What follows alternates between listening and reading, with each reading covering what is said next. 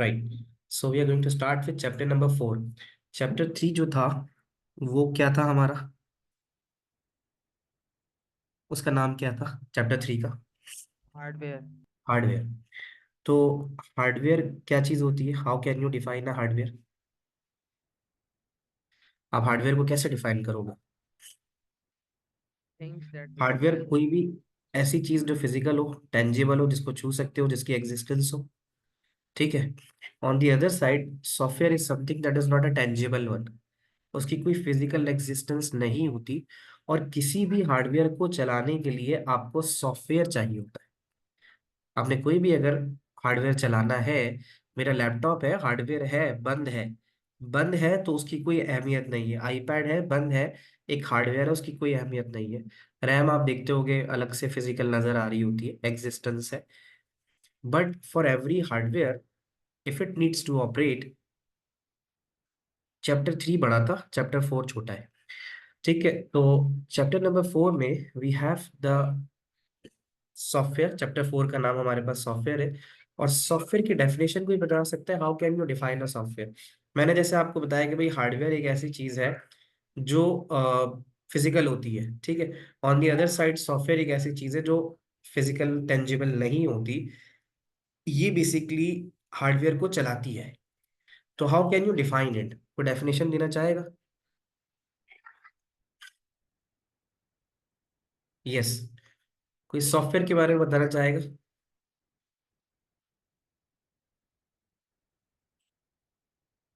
Anyone? कोई भी नहीं? आप क्या समझते हो? चलो, आपने अगर इस सॉफ्टवेयर के टर्म को देखा तो पहली चीज आपके जहन में क्या आई? How can you define a software? कैसे डिफाइन कर सकते हो सॉफ्टवेयर को? मेरी आवाज पहुंच रही है आप लोगों तक? ठीक।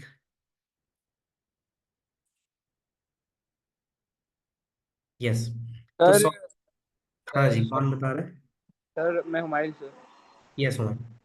सर सॉफ्टवेयर रेफर्स करेगा सर प्रोग्राम्स को, और सर डेटा को सर, सही है। और सर रेफर्स। कंप्यूटर को सर इंस्ट्रक्शन देगा sir to perform different type of task और वेरियस फंक्शन। हम लिख सकते हैं refers to the program that guides the hardware. सही है यस ये। सर।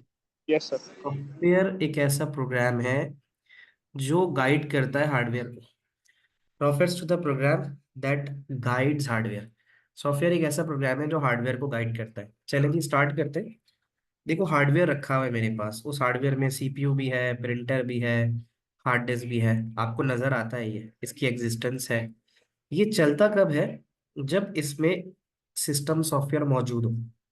अब सिस्टम सॉफ्टवेयर से मुराद कि आपका लैपटॉप उस वक्त तक नहीं चलेगा जब तक उसमें ऑपरेटिंग सिस्टम ना हो। अब operating system Windows, Linux, iOS, Android. Tablet रखा हुआ है लेकिन उसमें एंड्रॉयड नहीं है, सॉफ्टवेयर नहीं चलेगा। तो ये हायरार्की इसलिए डिफाइन की गई है कि सबसे पहले आपके पास हार्डवेयर होना चाहिए। उस हार्डवेयर के बाद आपके पास सिस्टम सॉफ्टवेयर होना चाहिए जो कि उसके ऑपरेटिंग सिस्टम को रेफर करता है। अच्छा, एक ऑपरेटिंग सिस्टम में यूटिलिटीज भी होती हैं जिसके बारे में मैं अभी थोड़ी देर में बात करता हूँ। जी मेहनत, कोई सवाल? जी सर। सॉरी सर, ये हार्डवेयर का मैं बस पूछ लूँ एक दफा। तो how would be like exactly defined hardware कि it's just something physical in the अगर कंप्यूटर? डेफिनेशन पूछ रही हो तो मैं लिख सकता हूँ कि hardware are the physical component of computer systems, are the physical and tangible components of physic of computer. Hardware oh are the okay. Hardware are the physical components of computer system. Physical tangible एक ही बात होती है। Are the physical components of computer system.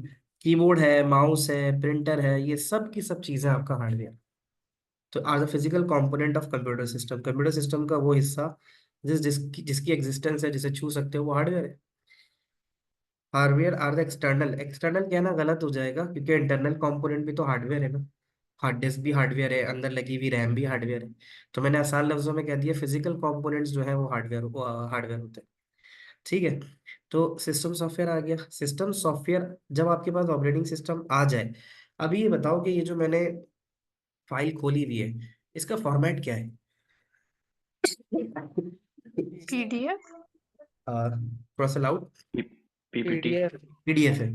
तो PDF जो है basically वो मैं खोलता हूँ अमूमन, या तो एडोबी एक्रोबैट पे खोल लेते हैं आप लोग, एक्रोबैट होता है, या WPS। डब्ल्यूपीएस पे भी खोल सकते हो, या फॉक्सेट पे भी खोलते हो, है ना।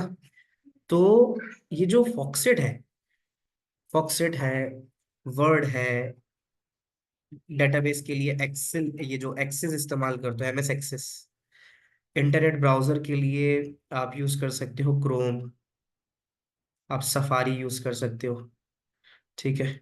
गेमिंग सॉफ्टवेयर, स्प्रेडशीट के लिए एक्सेल इस्तेमाल कर दो, MS एक्सेल। कैड सॉफ्टवेयर आ जाते हैं, ऑटो कैड। तो एक हायरार्की ये बनती है कि सबसे पहले आपके पास हार्डवेयर होना चाहिए, एक फिजिकल कंपोनेंट होना चाहिए, उसको चलाने के लिए उसमें सॉफ्टवेयर होना चाहिए। जब उसमें सॉफ्टवेयर मौजूद होता है, यानी उसका ऑपरेटिंग सिस्टम होगा, तब आप उसमें एप्लीकेशन सॉफ्टवेयर चला सकते हो। आप सबके सब अपने लैपटॉप पीडीएफ खोलते हो, तो उसके लिए आपके सिस्टम में ऑपरेटिंग सिस्टम का होना जरूरी है। तो ये ओवरऑल इसका, इसके सब टॉपिक की आउटलाइन थी। एक सॉफ्टवेयर की जब आप बात करते हो, तो एक सॉफ्टवेयर दो तरह से डिवाइड होता है, सिस्टम में और एप्लीकेशन में। सिस्टम बेसिकली ये मेन कंपोनेंट है सॉफ्टवेयर का। जैसे सिस्टम सॉफ्टवेयर में ऑपरेटिंग सिस्टम सबसे पहले होना जरूरी है। फिर दूसरी चीज यूटिलिटी प्रोग्राम्स। आप लोगों ने अपने कंप्यूटर में जब विंडोज इंस्टॉल हुई हुई होती है और पहली दफा आप खोलते हो, तो आपको उसमें नोटपैड मिल जाता है, आपको इंस्टॉल करने की जरूरत नहीं होती। आपको उसमें कैलकुलेटर मिल जाता है। आपको अपने उसी सिस्टम में कोई एंटीवायरस सॉफ्टवेयर मिल जाता है। यानी आपको खुद से कोई सॉफ्टवेयर इंस्टॉल करने की जरूरत नहीं पड़ती। There are some certain software that are available.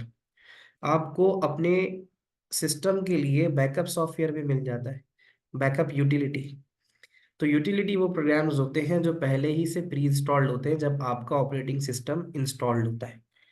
तो इसको आपको, यानी यूटिलिटी एक ऐसी चीज है जो आपके लिए कह सकते हो कि एक सहूलत है, कि ऑटोमेटिकली जब सिस्टम सॉफ्टवेयर यानी विंडोज इंस्टॉल होगा, ये programs predetermined predefined इसके साथ इंस्टॉल हुए हुए आ रहे होंगे। Why utility programs are used. देखो, कैलकुलेटर की जरूरत पड़ जाती है अपने लैपटॉप में, तुम्हें कैलेंडर की जरूरत पड़ जाती है, हार्ड डिस्क के बैड सेक्टर्स रिमूव करने के लिए उसकी जरूरत पड़ जाती है। तो बहुत सारे ऐसे प्रोग्राम्स हैं जिसके लिए तुम्हें अलग से सॉफ्टवेयर डाउनलोड करके इंस्टॉल करने की जरूरत नहीं पड़ती। तो इसीलिए हम उसको यूटिलिटी कहते हैं, ठीक है। मैं अगर आपको शो करवाना चाहूँ कि भाई यूटिलिटी प्रोग्राम्स क्या है, तो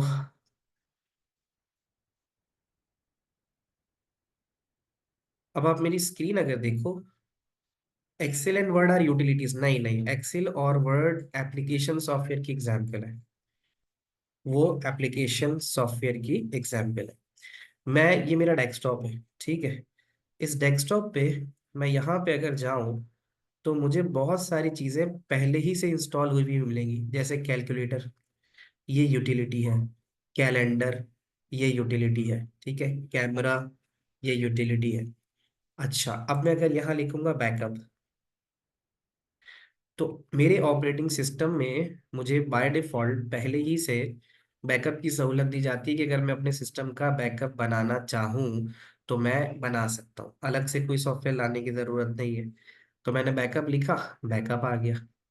अगर मैं लिखता हूँ वायरस, तो ये वायरस एंड थ्रेट प्रोटेक्शन का ऑटोमेटिकली ही विंडोज का अपना एक सॉफ्टवेयर आ गया जो एंटीवायरस को स्कैन वगैरह कर लेगा। तो ऐसी बहुत सारी यूटिलिटीज हमें मिल जाती हैं। अगर हमारी डिस्क में बहुत सारा डाटा बेतरतीब पड़ा हुआ है, ठीक है, ऑर्डर में नहीं है, बिखरा पड़ा हुआ है, तो फिर डिस्क डीफ्रैगमेंट भी इस्तेमाल होती है, जिसमें हम डिस्क के अंदर रहने वाले डाटा को ऑर्गेनाइज करते हैं। तो मैंने आपको कुछ एग्जांपल्स दी हैं कि जो हमें ऑपरेटिंग सिस्टम के साथ इंस्टॉल्ड हुई हुई मिलती है। तो नेसेसिटीज, हाँ, utilities can be considered necessities, हाँ। मतलब जो कुछ इंपॉर्टेंट काम आपके सिस्टम में जरूरत की चीजें हैं, वो आपको अलग से इंस्टॉल करने की जरूरत नहीं पड़ती, वो सारी यूटिलिटीज। आगे एक और चीज आप पढ़ोगे तो मैं पहले ही से आपको बता दूं कि एक चीज अभी आप पढ़ोगे, डिवाइस ड्राइवर। Device manager. अब ये क्या है? जब भी कोई नया हार्डवेयर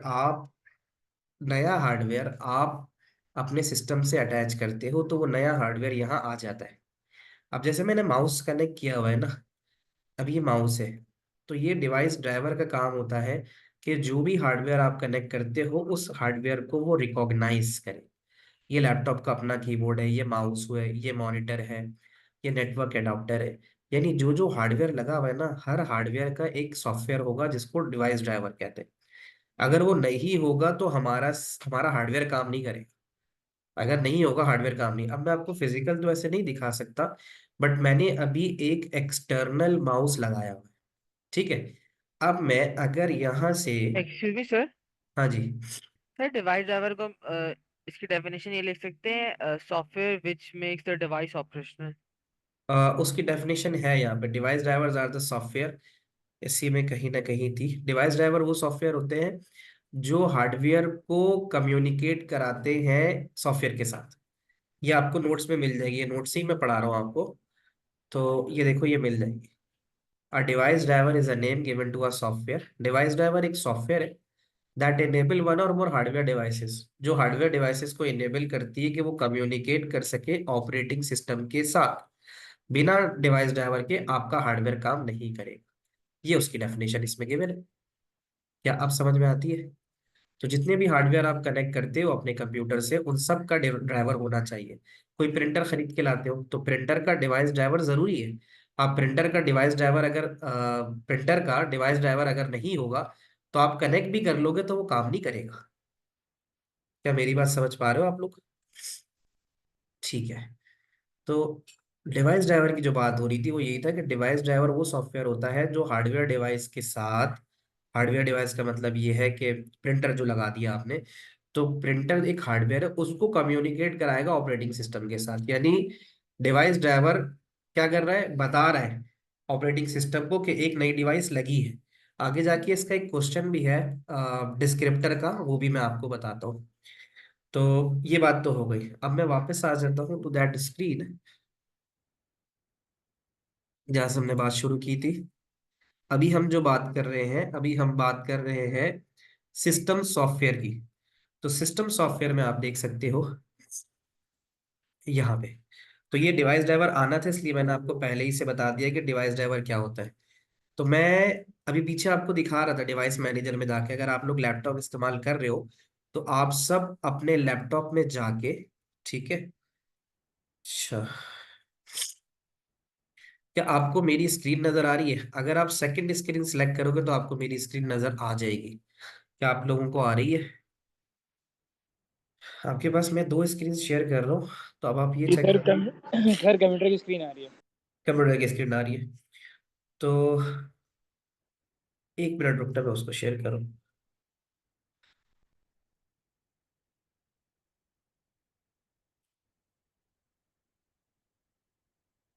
जस्ट अ मोमेंट।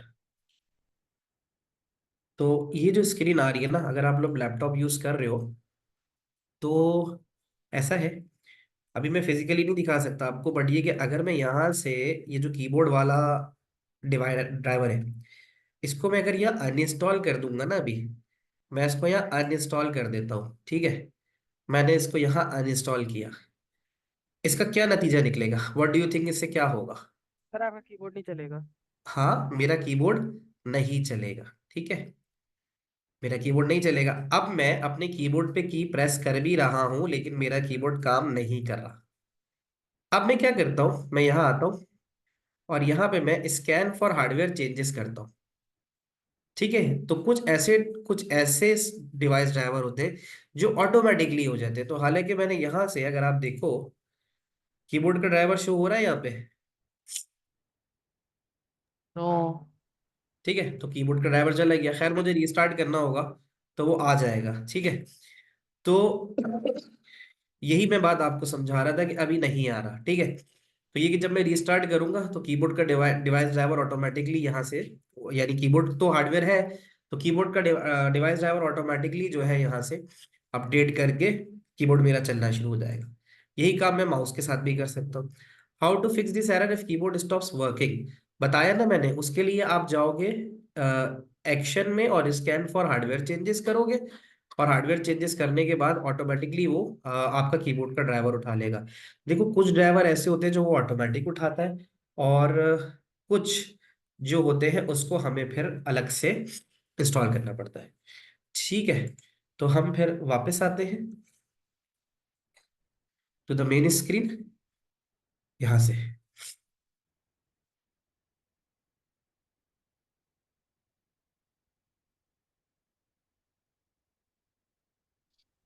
तो डिवाइस ड्राइवर आप लोगों को समझ में आ गया कि जो भी हम फिजिकल कंपोनेंट अटैच करते हैं कंप्यूटर से, उसको कंप्यूटर उसको कैसे जान पहचान, कंप्यूटर से उसकी कैसे जान पहचान होगी, वो डिवाइस ड्राइवर की वजह से होती है। डिवाइस ड्राइवर जब आप इंस्टॉल करते हो तो वो उस डिवाइस को रिकॉग्नाइज कर लेता है। जैसे यूएसबी का ड्राइवर, बिल्कुल ठीक है, आप पहली दफा यूएसबी लगाते हो ना, तो आप देखते होगे 10 सेकंड के लिए ही सही वो आपकी यूएसबी के ड्राइवर को इंस्टॉल करता है। ठीक है, चले जी। तो ये तो हो गया सिस्टम। एप्लीकेशन की अगर हम बात करें, application software are the program that are design for specific purpose, that are designed for specific purpose. ये खास काम के लिए इस्तेमाल होते हैं। ठीक है, तो कौन कौन से हो सकते हैं? स्प्रेडशीट, याद रखना पेपर में हम नाम नहीं लिख सकते।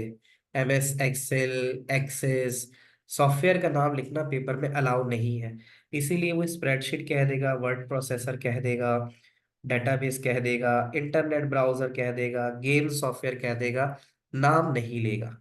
ठीक है, तो ये एप्लीकेशन सॉफ्टवेयर है। पेपर में क्या सवाल आता है? पेपर में पहला सवाल आता है कि आप जर्नल फीचर्स बताओ सिस्टम सॉफ्टवेयर के, और आप जर्नल फीचर बताओ एप्लीकेशन सॉफ्टवेयर के। सबसे पहला काम, जो सिस्टम सॉफ्टवेयर है जिसमें ऑपरेटिंग सिस्टम आता है, उसका काम क्या होता है? ये आपके पास कंट्रोल करता है, मैनेज करता है जितने भी ऑपरेशंस हैं कंप्यूटर हार्डवेयर के, उनको। नंबर वन, ऑपरेटिंग सिस्टम होगा तभी तो आप बाकी सॉफ्टवेयर चला पाओगे। तो ये आपको प्लेटफॉर्म प्रोवाइड करता है ताकि आप उस पर दूसरे सॉफ्टवेयर चला सको। ये इसी की वजह से, सिस्टम सॉफ्टवेयर की वजह से आपका हार्डवेयर बिना किसी प्रॉब्लम के चलता है। और ये आपको ह्यूमन कंप्यूटर इंटरफेस देता है। ह्यूमन कंप्यूटर इंटरफेस का मतलब क्लिक करना, मिनिमाइज करना, मैक्सिमाइज करना, ग्राफिकल यूजर इंटरफेस। ठीक है, और फिर आपका सिस्टम सॉफ्टवेयर एलोकेशन भी देता है रिसोर्सेस की। तीन भी याद रखोगे इनफ है।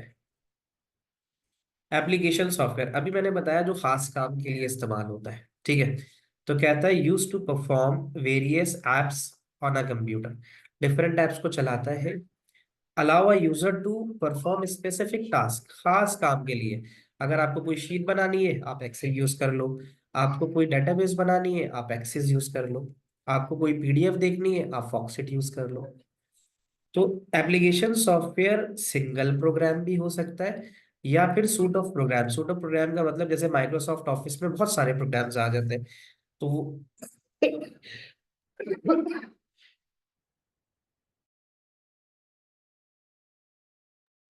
तो जो है ये सिंगल प्रोग्राम भी हो सकता है नोटपैड, और ये ऑफिस भी हो सकता है जिसमें एक से ज्यादा प्रोग्राम्स आ रहे हैं, और यूजर को जब भी उसकी जरूरत होती है वो उसको चला लेता है। इट्स लाइक ये यूजर की विश पे चलता है। आपको कोई वीडियो प्ले करनी है, आप सिंपल VLC प्लेयर के ऊपर या मीडिया प्लेयर पे चला दो।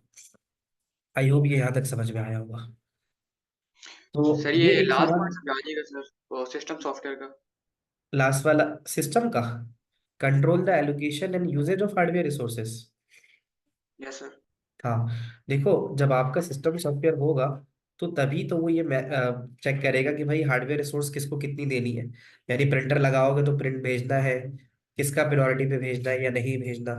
तो अगर आप रैम आपकी है, रैम के ऊपर कितना डाटा, कितनी जो है एप्लीकेशंस आपने खोली हुई है, उनको कितनी रिसोर्सेज देनी है, वो काम आपका सिस्टम सॉफ्टवेयर ही तो करता है। आप ऑल्टर कंट्रोल डिलीट का बटन दबा के वो खोल लो टास्क मैनेजर, तो आपको उसमें नजर आएगा प्रोसेस। चलो मैं दिखा देता हूँ आपको। अच्छा, सर ये रैम को डिस्ट्रीब्यूट करता है, मतलब कि सारे एप्स के में, सॉफ्टवेयर को।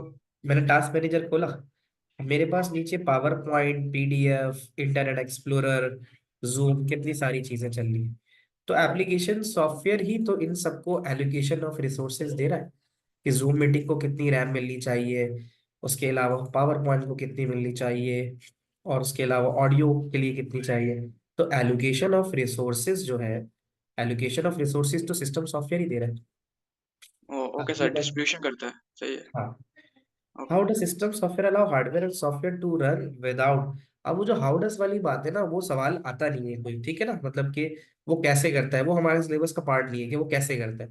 हाँ, इसका ये मैं तुम्हें आसान सा बस एक जवाब दे सकता हूँ कि इसके अंदर आपके पास कुछ कह सकते हो एरर हैंडलिंग प्रॉपर्टीज होती है।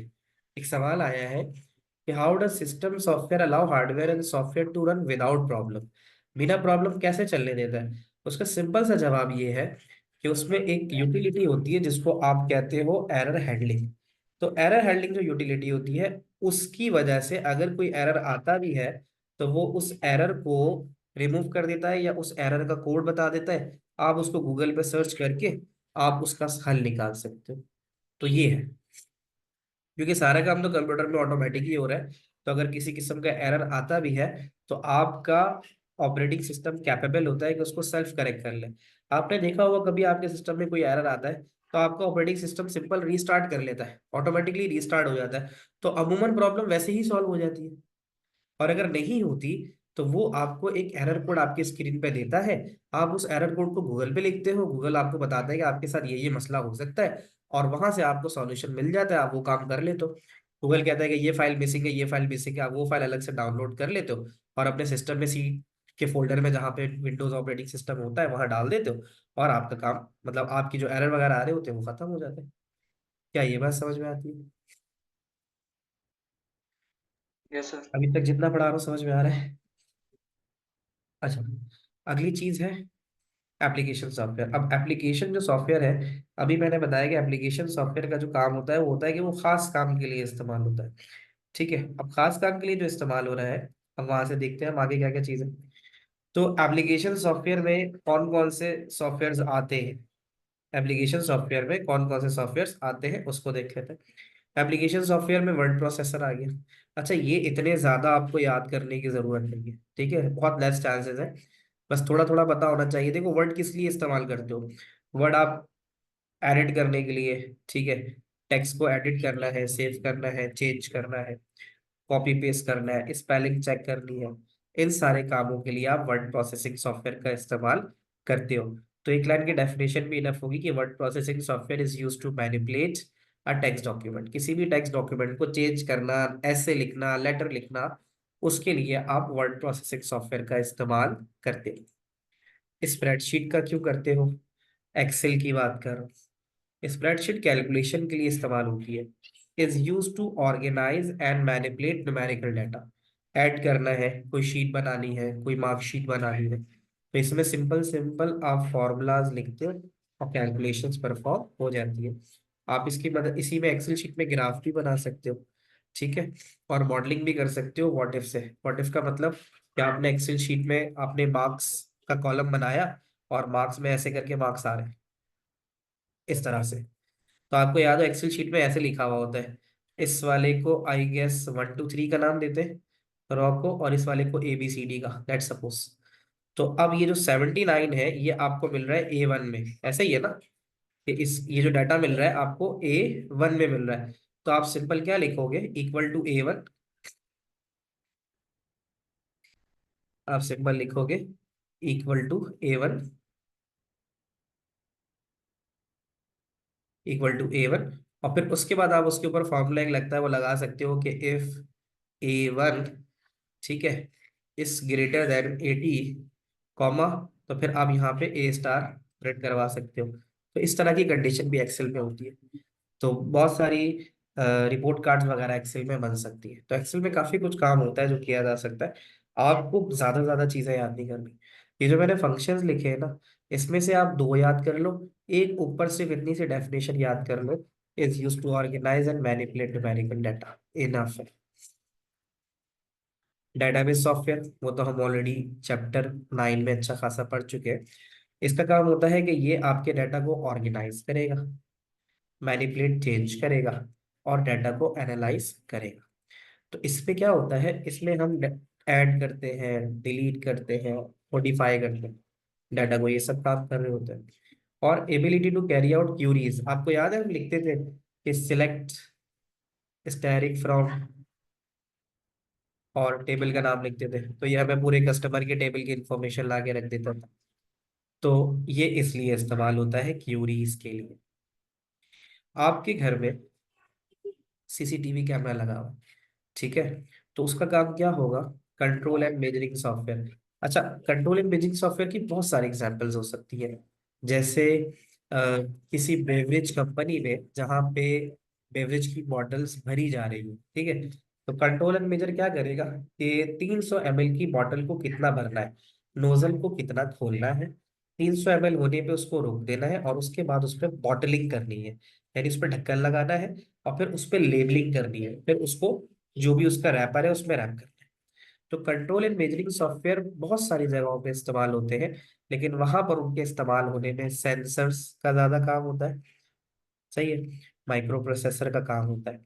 तो ये क्या करती है, ये फिजिकल क्वांटिटीज को मेजर करती है रियल वर्ल्ड में। तो एग्जाम्पल ऐसी भी है कि आपके घर में सीसीटीवी अगर कैमरा लगा हुआ है, तो आपने घर में दीवारों के करीब सेंसर्स भी लगाए हुए हैं कि अगर कोई कूदने की कोशिश करता है, इंफ्रारेड बीम को ब्रेक करता है, तो अलार्म बज जाएगा। तो ये मॉनिटरिंग हो रही है। कंट्रोल क्या है कि अगर वो कूदेगा तो फिर जो है डिफरेंट कोई भी एक्शन परफॉर्म हो सकता है, कि जैसे अगर वो फॉर एग्जाम्पल किसी रूम में कूद कर कुछ निकालने की कोशिश कर रहा है, तो उस रूम में कोई हैजर्डस गैस जो है वो स्प्रेड होनी शुरू हो जाएगी। आपने गैस का नोजल लगाया हुआ है वहां पे कि अगर कोई ब्रेक करता है सिक्योरिटी को, तो अलार्म भी बजेगा, और उसमें से एक ऐसी गैस निकलनी शुरू हो जाएगी जो हेल्थ के लिए सही नहीं, तो वो वहां पे बेहोश भी हो जाएगा उसको। तो कंट्रोल एंड मेजरिंग सॉफ्टवेयर इस तरह से काम करता है, बहुत सारे डिफरेंट एप्लीकेशंस में इसके डिफरेंट काम है। विवेक सवाल पूछो। सर तो अगर फॉर एग्जांपल हम इंफ्रारेड की लेजर है उसे डिस्टर्ब करें तो खुद ब खुद हम सीसीटीवी कैमरा रिकॉर्ड करने लग जाए, तो वो कंट्रोल एप्लीकेशन का होगा क्या? हाँ, ये भी कंट्रोल एंड मेजरिंग में है। बहुत सारे देखो ना, सीसीटीवी कैमरा में क्या हो रहा है, कंट्रोल एंड मेजरिंग का मतलब यही है कि अभी कुछ भी नहीं हो रहा, मॉनिटरिंग हो रही है सीधी सीधी। तो मेजरिंग का मतलब ये कि वो ये देख रहा है कि अभी कोई आया तो नहीं है। लेकिन जैसे इंफ्रारेड बीम ब्रेक हुई, या आपका प्रेशर सेंसर के ऊपर कोई वजन आया, तो वो फौरन से ही अलार्म बजाना शुरू कर देगा, जो गेट खुले होंगे उनको बंद करना शुरू कर देगा। कंट्रोल मेजरिंग सॉफ्टवेयर की एग्जाम्पल वो भी हो सकती है, हॉस्पिटल्स में लगा हुआ होता है। हॉस्पिटल में आप लोगों ने देखा होगा कि गैस सेंसर लगे हुए होते हैं लॉबीज में, और उनके रूम्स के अंदर, के अचानक से अगर आग निकलती है, आग लग जाती है और धुआं फैलता है, तो ऊपर से वाटर स्प्रिंकल्स होते हैं, तो खुद ब खुद पानी जो है वो बिल्डिंग में, यानी वाटर स्प्रिंकल से कमरे में पानी जो है वो उसका स्प्रे होना शुरू हो जाता है। ये एग्जाम्पल तो कितने लोगों को पता है, ये ऐसा होता है, ये गैस सेंसर लगा हुआ होता है और इस तरह से कर रहा होता है। उसके स्पेसिफिक टास्क पे मैंने कहा ना, आप लोगों को सिर्फ इतना इतना याद करना है। आपने ये लिखा, control and measure software design to allow computer और microprocessor to interface with sensors, एक बात, और एक एग्जाम्पल आप कोई भी इसकी लिख सकते हो। सर हम ये लिख सकते हैं control imaging software is design to allow computer to take certain measures after monitoring. ये भी लिख सकते हो, ठीक है ना, मतलब, लेकिन इसमें पता है, इसमें इंपॉर्टेंट बात ये कि इसमें तुम्हें सेंसर का और माइक्रो प्रोसेसर का जिक्र करना जरूरी है। कंट्रोल एंड मेजरिंग सॉफ्टवेयर बिना इसके काम नहीं करेंगे। ठीक है जी, बच्चों समझ आ रहा है, आगे बढ़ो। एप्स तो आसान है। एप्लीकेशन सॉफ्टवेयर में एप्स क्या होता है, जो एप्लीकेशन का शॉर्ट होता है, और ये नॉर्मली वो सॉफ्टवेयर होते हैं जो आपके मोबाइल पे, टैबलेट पे चलते हैं, ठीक है। तो बहुत सारे हैं। अब इसमें आप यूट्यूब का नाम नहीं लिखोगे, आप सिर्फ सिंपल लिखोगे वीडियो एंड म्यूजिक स्ट्रीमिंग, या जीपीएस, या फिर आप लिख सकते हो कम्युनिकेशन सॉफ्टवेयर, जो व्हाट्सएप या स्काइप को रेफर करता है, व्हाट्सएप, स्काइप और जूम वगैरह।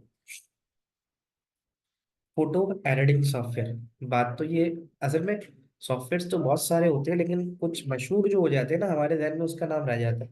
अब फोटो एडिटिंग सॉफ्टवेयर के लिए आपके जहन में क्या आता है, Photoshop. Sir adobe Photoshop. Photoshop, Illustrator में भी आप काम सकते हो, कर सकते हो आप। एक और आता है, क्या नाम है उसका, sir light room. Light room आता है, तो बहुत Da सारी Vinci चीजें। Resolve.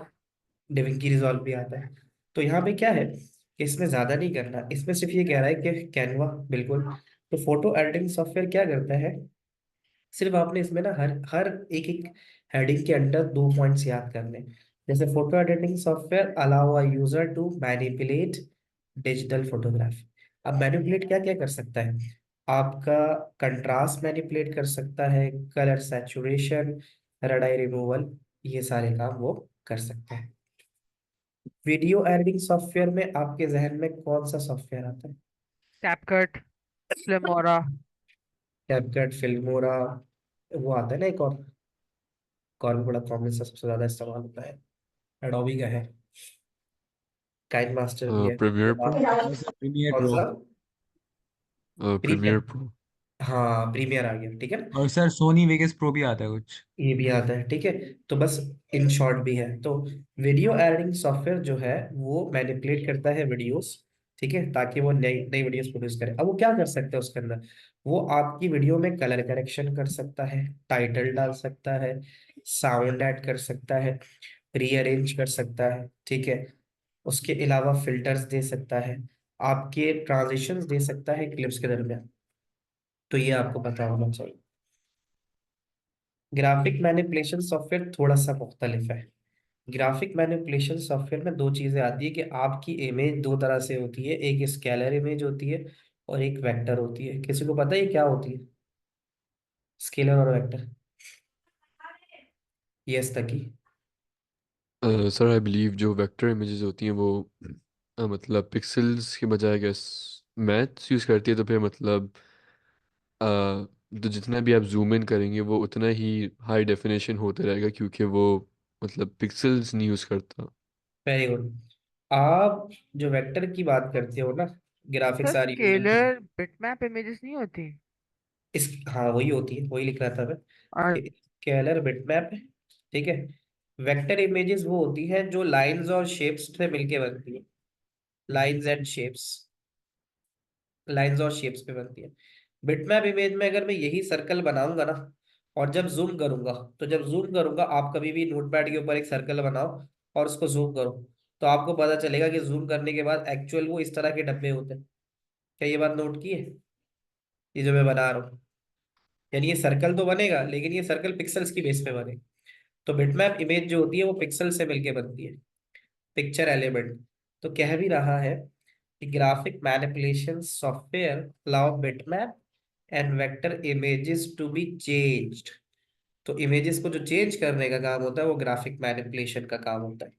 तो bitmap images are made up of pixels, bitmap images.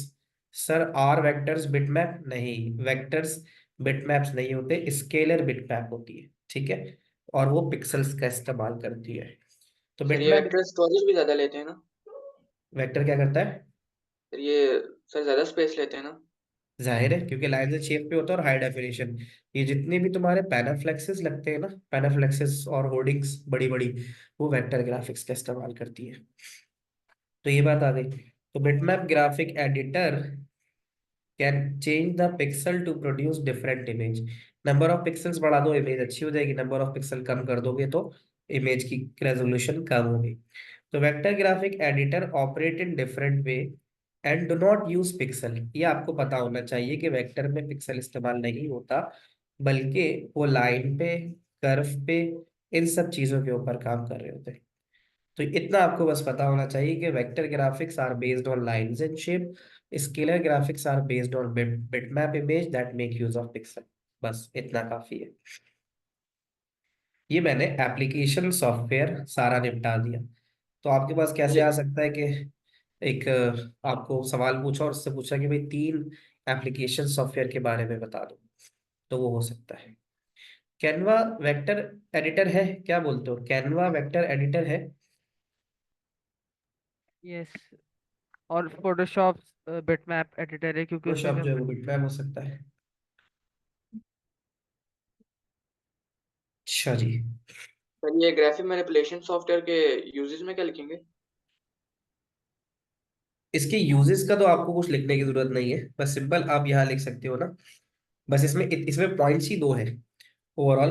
ये कि ग्राफिक मैनिपुलेशन सॉफ्टवेयर में जो वेक्टर ग्राफिक्स होती है वो this make use of line curves and shapes. Bitmap नहीं समझ में आया। बिटमैप ऐसे समझ में आएगा कि आप कभी अपनी तस्वीरें खींचते हो, तो अपनी तस्वीरें खींचने के बाद आप उसको जूम करके देखते हो, ठीक है?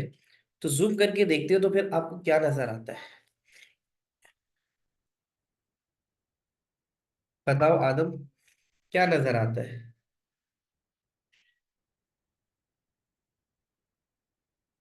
मेरी आवाज पहुंच रही है आप लोगों तक?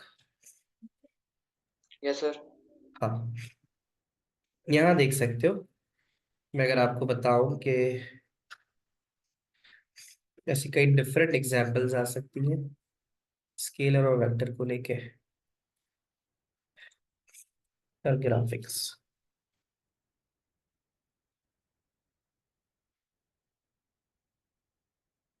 ये देखो, तो आप देख सकते हो कि जो स्केलर ग्राफिक्स है उसको जूम इन करने पे ऐसे पिक्सेल्स वाजे हो जाते हैं, वो पिक्सेल्स पे मिलके बनती है। वेक्टर ग्राफिक पे जूम इन करने से आपके पिक्सेल्स, क्योंकि पिक्सल होते ही नहीं है, तो वो ड्राइंग ही बनती है लाइंस एंड शेप्स में, ठीक है? तो वो इस तरह से बन जाती है। ये रहा। अब जैसे ये देखो, वेक्टर ग्राफिक है, ये लाइन कर्व्स और शेप्स से मिलके बनी है, इसमें सारे कर्व्स आ रहे हैं, ठीक है? कर्व्स आ रहे हैं। तो ये सिर्फ लाइंस है, देखो लाइंस, जो अगर बियर्ड देख रहे हो वो लाइंस है, जो हेयर है वो कर्व्स है। तो वेक्टर ग्राफिक ऐसी होती है, इसको जितना भी तुम मैक्सिमाइज करते जाओगे तुम्हारी इमेज की क्वालिटी पे फर्क नहीं आएगा। बट व्हाट इफ अगर आप स्केलर ग्राफिक की बात करते हो तो उस पे आएगा। अब मैं अगर स्केलर ग्राफिक की तुम्हें दिखाऊं, अगर मैं चलो यहाँ पे ये भी लिखता हूँ बिटमैप इमेज, तो अगर मैं कोई भी इमेज यहाँ से उठाऊंगा, चलो वैसे तो देखो तुम्हें यहाँ भी नजर आ रही है बिटमैप इमेज में, ये कह रहा है कि अगर आप एक तस्वीर देखते हो और उस तस्वीर में यहाँ पे जूम करके देखते हो, तो आप देख रहे हो येलो और ब्लू है। वो ब्लू और येलो हकीकत में पिक्सल से मिलके बना होता है। Pixel is a picture element. किसी भी पिक्चर को बनाने में जो स्क्वायर इस्तेमाल होता है, और बहुत सारे स्मॉल स्क्वायर्स मिलके कोई पिक्चर बनाते हैं, तो उसको हम कहते हैं बिटमैप इमेज। अब आप यहाँ देख भी सकते हो कि वेक्टर कितनी शार्प नजर आ रही है। On the other side bitmap में आपको कहीं ना कहीं थोड़ा सा ब्लर जो है वो पन नजर आ रहा है। खैर, मैं आपको बिटमैप इमेज की बात बता रहा था, तो मैं अगर यहाँ से कोई बिटमैप इमेज उठाता हूँ, मैंने कोई भी एक इमेज उठाई, आई टेक दिस वन। अब मैं इसको जूम करूंगा ना, तो अब आपको धीरे धीरे अंदाजा होगा, अगर मैं इसको खोलूं, चलो, क्या इसको जूम करने से आपको कुछ फील हो रहा है? देखो, अगर आप जूम इन कर रहे हो तो बहुत शार्प हो रही है इमेज, बहुत अच्छी नजर आ रही है आपको। लेकिन आप जैसे जैसे जूम इन कर रहे हो, तो वैसे वैसे आपको ज्यादातर इसमें स्क्वायर्स नजर आएंगे। स्क्वायर्स में यानी ये स्क्वायर शेप के अंदर फजी भी है, इसमें स्क्वायर्स नजर आएंगे। नंबर ऑफ पिक्सल पर सेंटीमीटर बढ़ जाते हैं, नंबर ऑफ पिक्सल पर सेंटीमीटर बढ़ जाते हैं। मैं इसको अगर अपने पास खोल के सेव करके फिर आपको चला के दिखाऊं, बहुत सारी इमेजेस हो सकती है। तो ये भी थी, और इसके अलावा भी अगर मैं कोई इमेज ले लूं, तो बिटमैप इमेज का मतलब ये होता है कि वो बनती ही उस वक्त है जब उसमें पिक्सल्स, यानी उनकी फॉर्मेशन होती ही पिक्सल्स पे।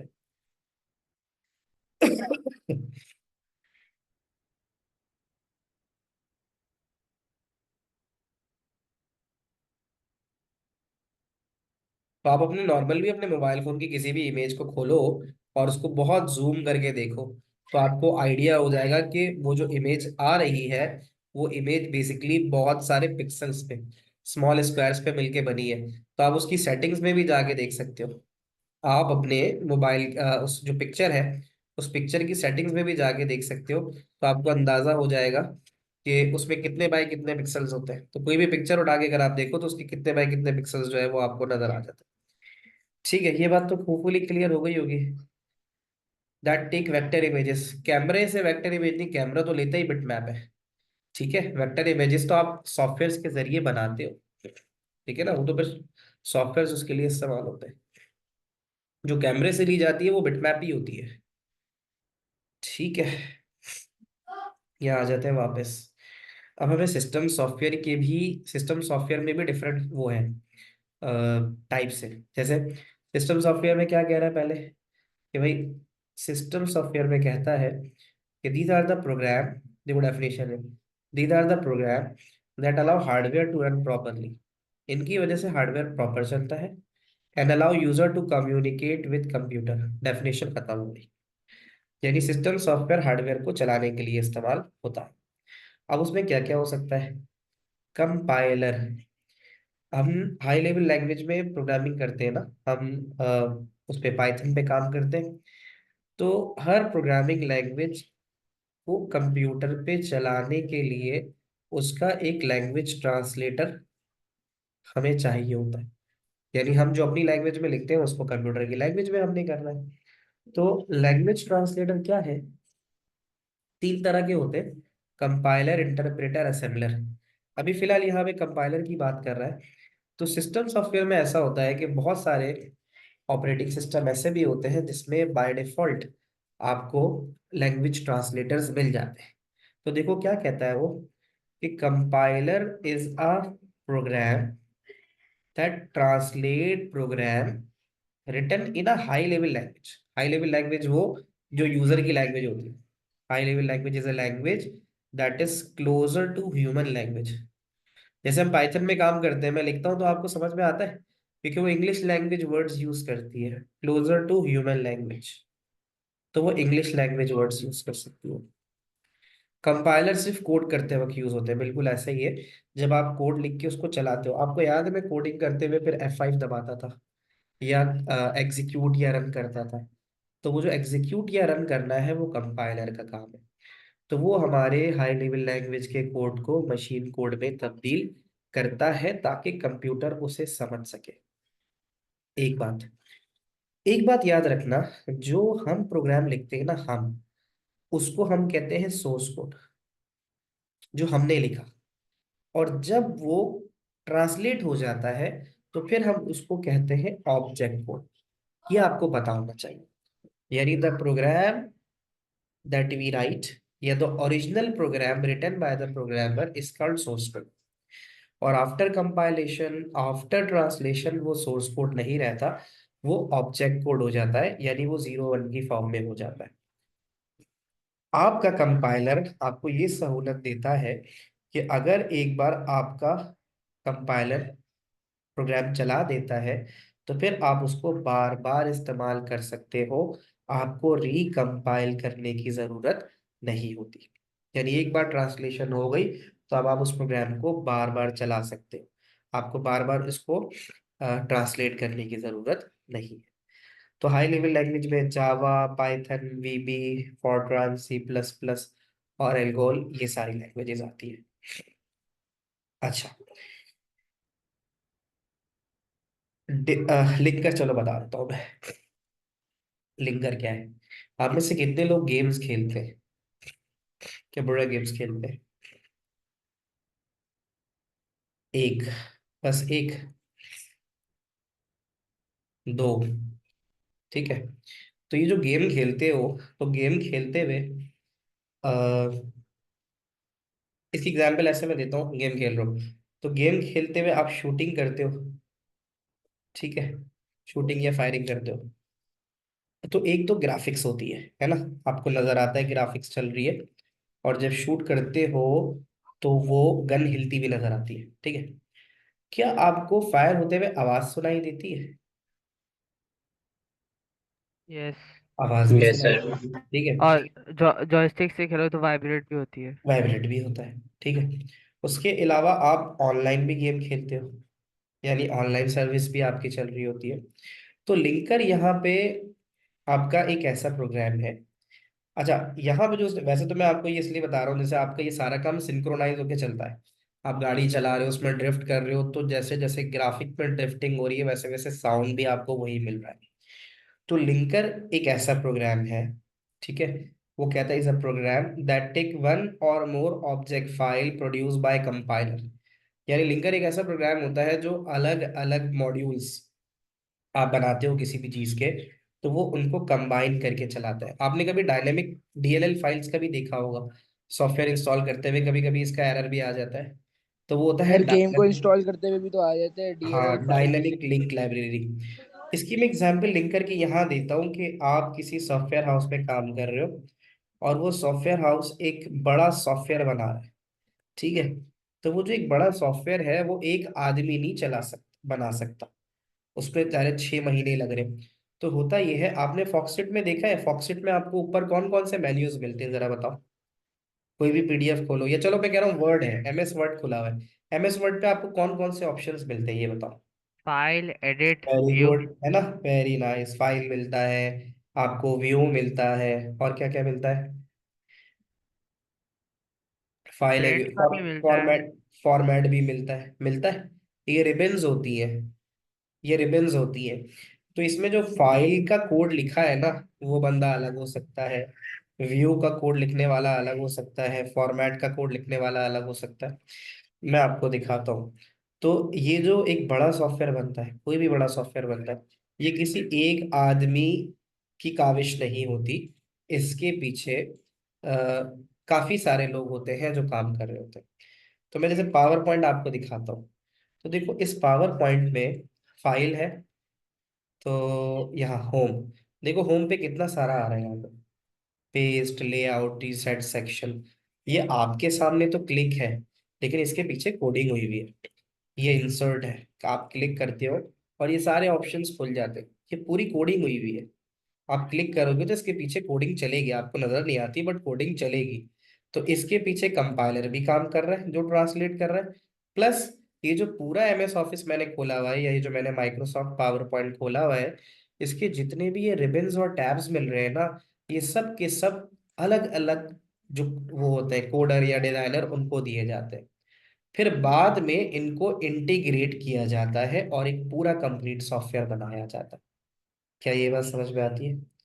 तो ये बेसिकली लिंकर का काम होता है कि वो एक से ज्यादा, यानी हर बंदा अपने अपने एंड पे बैठ के कोडिंग कर रहा है, और कोडिंग करने के बाद जब सब के सब अपना अपना काम मुकम्मल कर लेते हैं, तो फिर उसको एक मेन ऑब्जेक्ट फाइल का मतलब जो ट्रांसलेटेड, जिसको ट्रांसलेट कर दिया जाए, तो फिर वो सब एक साथ मिला के चलाया जाता है। तो वो काम जो करता है वो लिंकर करता है। तो देखो लिखा हुआ भी आ रहा है कि is a program that take one or more object file produce by compiler. Object file का मतलब बाइनरी में कन्वर्ट हो चुकी है, और combine them into a single program. अब आपको जब चलाना होता है, जैसे मैं बताता हूँ आपको, आपने MS ऑफिस इंस्टॉल करना है, तो MS ऑफिस में तो 5 6 8 सॉफ्टवेयर आते हैं। क्या आपको अलग अलग करने होते हैं सारे इंस्टॉल? जब आप नहीं, आप एक साथ ही करते हो ना। तो एक साथ ही करने का मतलब ये है कि ये लिंकर ही की वजह से आपके सारे के सारे software, Word, Excel, PowerPoint, ये सब के सब एक साथ इंस्टॉल होते हैं। तो वो यही कह रहे हैं कि कंबाइन लिंकर की वजह से आप तमाम अलग अलग जो फाइल्स हैं उनको कंबाइन करके एक सिंगल प्रोग्राम बना के चला सकते हो। ये उसकी सिंपल सिंपल डेफिनेशन है, ठीक है। तो ये लिंकर की बात आ जाती है। डिवाइस ड्राइवर में हमने काफी डीप डिस्कशन की है कि डिवाइस ड्राइवर क्या होता है। वो एक ऐसा सॉफ्टवेयर है जो आपके हार्डवेयर को ऑपरेटिंग सिस्टम से कम्युनिकेट कराता है। क्या कह रहा है, is a software that enable one or more hardware device to communicate with the computer operating system. तो कंप्यूटर ऑपरेटिंग सिस्टम के साथ लिंकर, लिंकर की जो डेफिनेशन है, वो जो पहली लाइन है, वो पहली लाइन लिंकर की डेफिनेशन है, is a program, linker is a program that takes one or more object file produced by compiler and combine them into a single program which can be run on computer। ये उसकी definition है। और device driver के नीचे मैंने दी है कि is a name given to the software that enables one or more hardware devices to communicate with the computer operating system without the hardware। Without the device driver आपका hardware किसी काम का नहीं है। क्या ये बात आप लोगों को समझ में आती है बच्चों? Yes. The job of the linker is not to load, job of linker is to link loaded component. मैं ज्यादा बेहतर ये कहूंगा कि द डिफरेंट मॉड्यूल्स, इसको इस तरह से आसान लफ्जों में कि there are some certain programs या there are different programs that are made or designed and then they are going to be translated. So linker are the program that basically combine all that programs and execute them as one task. तो linker का काम ये होता है कि वो जो different modules बने हुए होते हैं प्रोग्राम्स के, उन सबको कंबाइन करके वो एक साथ चलाता है। समझ में आती है बात? ठीक है। और फिर हम आ जाते हैं, तो ये तो हमारे पास तीन चीजें थी जो सिस्टम सॉफ्टवेयर का हिस्सा थी। तो आपको जो है ये जरूर पता होना चाहिए कि सिस्टम सॉफ्टवेयर में तीन चीजें हैं। एक है कंपाइलर, एक है लिंकर, और एक है डिवाइस ड्राइवर। ये तीन चीजें होती है। अब हम अलग से ऑपरेटिंग सिस्टम पे आ जाते हैं। एक ऑपरेटिंग सिस्टम आपके पास है, तो ऑपरेटिंग सिस्टम क्या है? ऑपरेटिंग सिस्टम एक वो प्रोग्राम होता है जो बैकग्राउंड में चलता है कंप्यूटर के, ठीक है, और मैनेज करता है तमाम बेसिक फंक्शंस। ऑपरेटिंग सिस्टम ना ये बिल्कुल हमारी रूह की तरह काम करता है, हमारी सोल की तरह। पीछे हमारी कितनी सारी चीजें, हमारी बॉडी में कितनी सारी चीजें चल रही है, हमारी रूह चला रही है, ठीक है ना। तो operating system is a software that runs in the background of computer system and manages the basic function.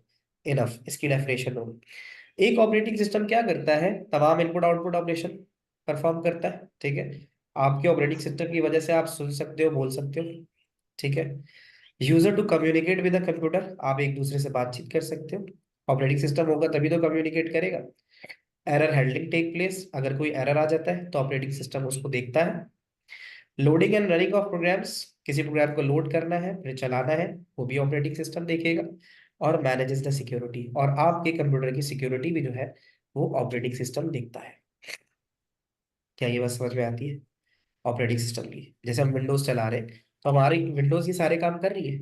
हम कीबोर्ड से लिखते हैं, माउस से क्लिक करते हैं, ऑपरेटिंग सिस्टम चला रहा है उनको। Allow user to communicate with the computer, हम कंप्यूटर के साथ कैसे कम्युनिकेट कर रहे हैं? By making use of operating system.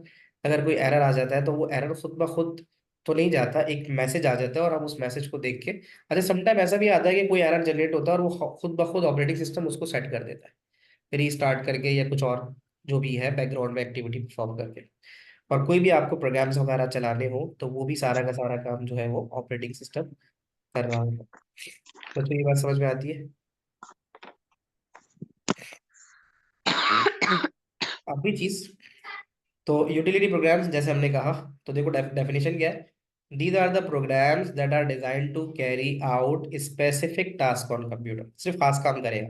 जैसे वायरस को चेक करेगा, एंटी स्पाईवेयर को चेक करेगा। एंटी स्पाईवेयर का मतलब जो थ्रेट्स होते हैं आपके लिए, यानी जो आपकी इजाजत के बिना आपके सिस्टम पे नजर रखे हुए होते हैं, वो स्पाईवेयर कहलाते हैं। आपका बैकअप बनाना सिस्टम का, अगर डिस्क में कोई खराबी आ गई है उसको रिपेयर करना, एनालाइज करना। File management and file comparison, आपकी ड्राइव में जो फाइल्स मौजूद होती हैं उनको नाम देना, उनके एक्सटेंशंस लगाना, उनको सॉर्ट करना, रिनेम करना, डिलीट करना, ये सारा काम भी दे रहा होता है आपको। सिक्योरिटी भी प्रोवाइड करता है, आप अपने सॉफ्टवेयर, अपने ऑपरेटिंग सिस्टम में पासवर्ड लगा सकते हो। यूटिलिटी प्रोग्राम में स्क्रीन सेवर भी आ गया, आप सिस्टम काफी देर के लिए छोड़ के चलेगा, इस्तेमाल नहीं कर रहे, स्क्रीन सेवर पीछे काम करना शुरू हो जाएगा। और आखिर में आता है डिस्क डिफ्रेगमेंटेशन सॉफ्टवेयर, जो इसकी अच्छी एग्जाम्पल ऐसे, जैसे जुम्मे की नमाज जब पढ़ने जाते हो तो लोग बिखरे हुए पड़े हुए होते हैं, ठीक है, मतलब बिखरे हुए बैठे हुए होते हैं। तो जब जमात खड़ी होने लगती है तो ऑटोमेटिकली जो खाली खाली जगहें होती हैं वो भर जाती है और अचानक से पीछे काफी जगह बच जाती है। तो ऐसा ही होता है कि जब आपके सिस्टम में फाइल्स आ रही है और जा रही होती है तो आपका सिस्टम ऑर्गेनाइज नहीं होता, आपकी हार्ड डिस्क ऑर्गेनाइज नहीं रहती, कुछ जगह भरी हुई है, कुछ जगह खाली है। जब आप डिस्क डिफ्रैगमेंटर सॉफ्टवेयर चलाओगे ना, तो फिर वो क्या करता है, वो आपकी ड्राइव के अंदर जो खाली जगह होती है उसकी स्पेस को प्रॉपर तरीके से फिल्ड अप कर देता है। दैट वी विल डू इंशाल्लाह इन द नेक्स्ट क्लास। मुझे यहाँ तक सारा समझ में आया? फीडबैक छोड़ देना, किसी की कोई क्यूरी हो तो फिर मुझसे पूछ लेना। अल्लाह हाफिज, सी यू इंशाल्लाह इन द नेक्स्ट क्लास। हाँ जी अब्दुल मोइस, शो बेटा। सर ये क्वेश्चंस कैसे आते हैं सर, ये एप्लीकेशन सॉफ्टवेयर और सिस्टम सॉफ्टवेयर से उनके इसके रिलेटेड? सॉफ्टवेयर के सवाल कैसे आते हैं? अच्छा सवाल पूछा। ये जो मैंने बुक शेयर की थी ना, वर्क बुक शेयर की थी, तो यस वर्क सर। बुक में शायद होली भी हो, मैं बता देता हूँ तुम्हें। कहाँ गई?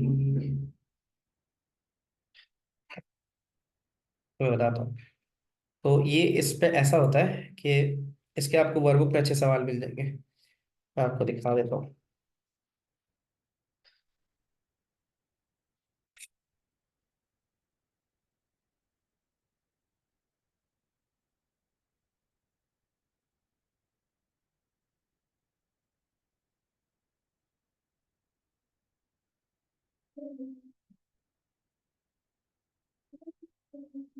सर कैन वी लीव हमारी कॉल क्लास में? क्या कह रहे हो? वो क्लास लीव कर सकते हैं कॉल क्लास में? हाँ बिल्कुल, मैं बस ये बता रहा हूँ, कोई मुझसे पूछा तो मैंने कहा बता दूं कि वर्कबुक में अगर आप जाओगे तो वर्कबुक में आपको ये वर्कबुक मिल गई, इसके चैप्टर नंबर 4 में चले जाओगे, और जो आज हमने सवाल किए सॉफ्टवेयर के, तो आप देख सकते हो। अब आप जवाब दे सकते हो कि आपसे पूछ रहा है कौन सा सिस्टम सॉफ्टवेयर है, कौन सा एप्लीकेशन है, जनरल फीचर्स क्या है, और स्पेशल फीचर्स क्या है ऑपरेटिंग सिस्टम के, यूटिलिटी प्रोग्राम्स की एग्जाम्पल दे दो। ब्लैंक्स आ गई, ब्लैंक्स देख सकते हो। तो जो आज हमने पढ़ा है वो तकरीबन यहाँ तक पढ़ा है, यहाँ तक 3 तक, ठीक है तो ना? सर ये ड्राइव में सर ये वर्कबुक है? वर्कबुक आपके ग्रुप में पहले से शेयर्ड है, या आप उस पर देखोगे ना ड्राइव में जाके, तो ड्राइव से मिल जाएगी आपको।